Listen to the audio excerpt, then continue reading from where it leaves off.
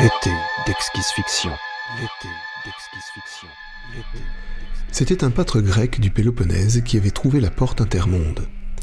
Elle était bêtement dissimulée dans un recoin du temple d'Artémis, ou ce qu'il en restait. Vous voyez le tableau, un soleil brûlant sur la plaine endormie, on était en plein été, et les brebis sommeillaient à l'ombre centenaire des oliviers bienveillants. Adossé tranquillement contre un tronc et mâchonnant une herbe longue, le berger s'appuyait sur un bâton qui grattait négligemment la terre. Tout en contemplation, il soupirait d'aise. Il était bien. Il avait bien fait de quitter son emploi de gardien de prison. Les brebis, au moins, ça ne s'évade pas.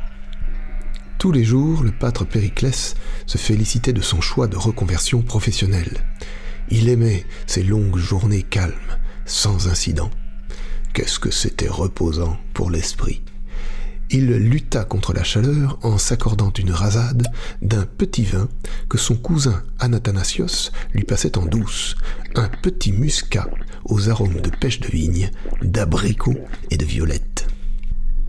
Cet après-midi-là, pourtant, alerté par un froissement rapide qui faisait vibrer le sol, il eut la surprise de voir au milieu de son troupeau un snorle d'Alpha du Centaure, tenter d'entrer en communication à grand renfort de bêlements. Ce qui l'avait vexé n'était pas d'avoir été d'emblée ignoré par le Snorle, qui partait sans doute du principe que le gardien du troupeau était un serviteur, donc une espèce inférieure. Le Snorle est très hiérarchisant dans ses principes sociaux. Il s'était donc adressé d'abord et en toute logique aux brebis. Non, ce qui avait mis en rogne notre fier berger, c'est que l'individu, si l'on peut dire, voyant que les brebis fuyaient devant son accent épouvantable, avait fini par en boulotter une et emporter l'autre pour son 4 heures. Périclès, le pâtre, avait couru pour l'attraper, mais il en fut pour ses frais. La vitesse de reptation Snorle est réputée dans tout l'interespace. Alors il se rendit compte que les traces baveuses conduisaient sous une imposante pierre plate à même le sol. Les vestiges d'un autel dédié à Artémis. Tout autour luisait encore le reste de l'implosion quantique consécutive au transfert. Se souvenant de ses cours du lycée, il comprit immédiatement à quoi il avait affaire. L'épisode fit rapidement le tour de la planète, et le choc économique fut immense. Toutes les sociétés privées qui avaient été chargées de la construction de nouvelles portes intermondes mirent la clé sous la porte. Le gouvernement grec, ayant désormais la sienne, chaque connexion locale fut rapidement mise à jour et on découvrit bientôt d'autres passages anciens. Dans un temple inca, sous la place du Capitole à Rome, dans un ancien relais à Samarcande même, et j'en passe. Chacun cherchait désormais dans sa propre antiquité, et le pire, c'est qu'on trouvait. On mit ainsi au jour plus d'une centaine de connexions. Le métier d'archéologue connut un succès florissant. Or, tout à leur joie, les peuples humains ne cherchèrent même pas à comprendre le rapport avec leur période antique. Des portes gratuites leur tombaient dans les bras, voilà tout ce qui comptait. Il allait simplement falloir s'en servir avec circonspection.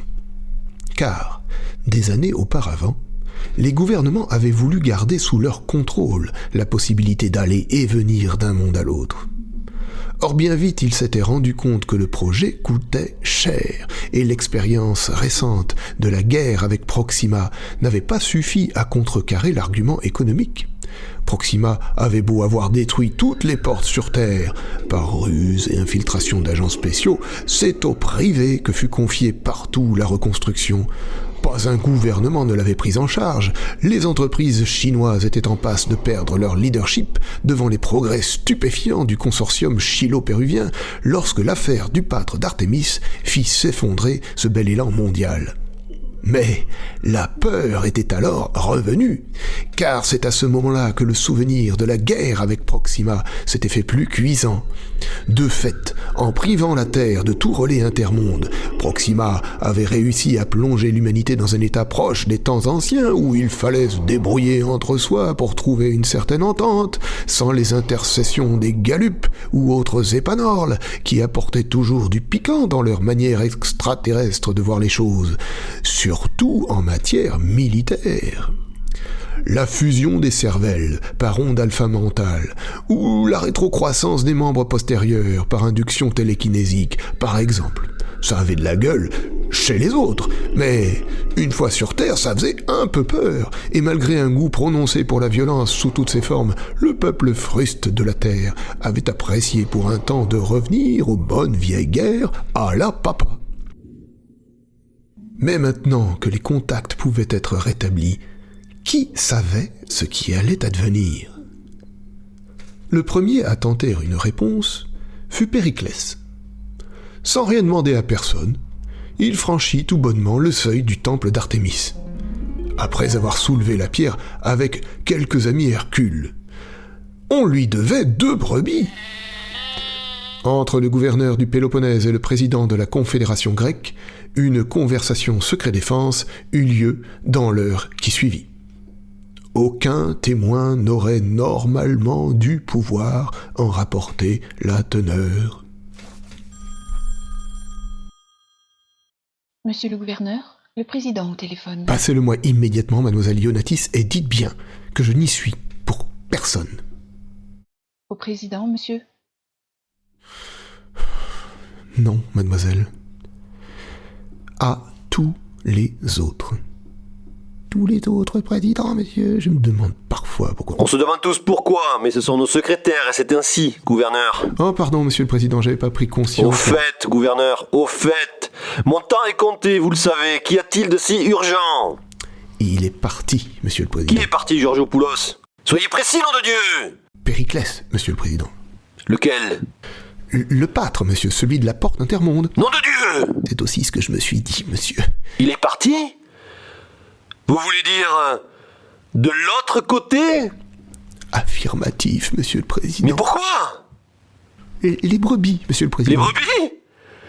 Nom de Dieu, Georgiopoulos, si vous vous foutez de ma gueule, il y va de la paix ou de la guerre intergalactique.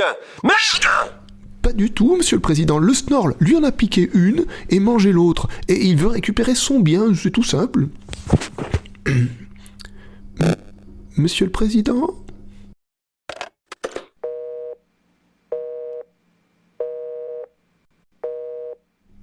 Les élections anticipées furent assez rapidement organisées. Finalement, il faut dire que l'heure était grave et qu'il fallait rapidement trouver un nouveau président, de préférence moins cardiaque que le précédent. On l'enterra avec tous les honneurs, mais le plus vite possible. Le nouveau gouvernement enviait presque le défunt. Il n'aurait pas à supporter ce qui allait suivre, lui, au moins. Mais pourquoi la guerre risquait-elle de reprendre, me direz-vous?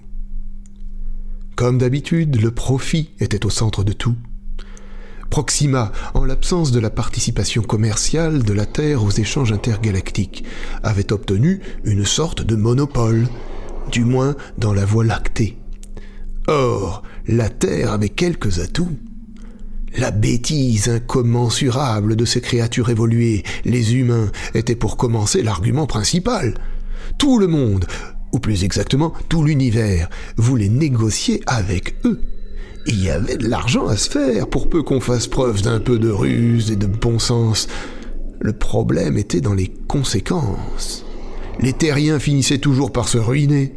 Mais, avant que ça arrive, les prix avaient été tirés tellement vers le bas que leurs concurrents aussi. Personne n'étant gagnant, les sages de Proxima avaient tout simplement décidé de court-circuiter la Terre, en la coupant de communication avec l'univers. Certes, quelques cerveaux avaient grillé au passage, mais l'un dans l'autre, les terriens pouvaient se féliciter de ne pas avoir été tout simplement réduits à l'état de trou noir. Proxima avait bien spécifié qu'un retour des terriens sur le marché était toléré, après un temps, pour que le marché ait le temps de se rééquilibrer, mais à la seule condition que leur accès à l'inter-réseau soit au préalable validé par Proxima même. Connexion par connexion. Une mise sous tutelle en quelque sorte. Et en cas de transgression, on avait vraiment promis à la Terre des larmes et du sang. Périclès s'en foutait. Pas d'évasion dans son troupeau. C'était l'alpha et l'oméga de sa philosophie. Lorsqu'il fut arrivé de l'autre côté, il se rappela douloureusement pourquoi son père avant-guerre avalait une pilule de mégalox avant chaque transfert. Il ne fallait pas négliger les effets secondaires de la dématérialisation. Le frisson électro-ionique qui le parcourut les 30 premières minutes tenait à la fois du chatouillis rigolo et de la torture sadique, surtout dans l'entrejambe. Quant à ses cheveux, dressés sur la tête, ils semblaient indiquer la verticale avec une insistance qui tiraillait étrangement la peau. Ce n'est pas courant de sentir physiquement l'espace qui se loge entre le cuir chevelu et les os qui le recouvrent. Il songea à des Iroquois. La vision de son scalp se balançant au bout d'une lance s'imposa à lui, tandis qu'il puisait dans ses ressources mémorielles implantées pour se souvenir de la procédure à suivre en cas de transfert impromptu. Mais rien ne venait. Le processeur sous-cutané avait dû griller vite fait. Maudissant en vrac sa propre impulsivité et la voracité Snorl, il s'ébroua comme un épagnol et cligna des yeux pour retrouver une vision aussi nette que possible. Tout dansait autour de lui et des milliards d'aiguilles électriques envoyaient des flashs douloureux dans ses rétines. Il fit quelques pas, chancelant, hésitant, la gorge nouée, incapable de prononcer le moindre propos ordurier. Ce qui, vous en conviendrez, l'aurait tout de même bien aidé psychologiquement parlant en de telles circonstances.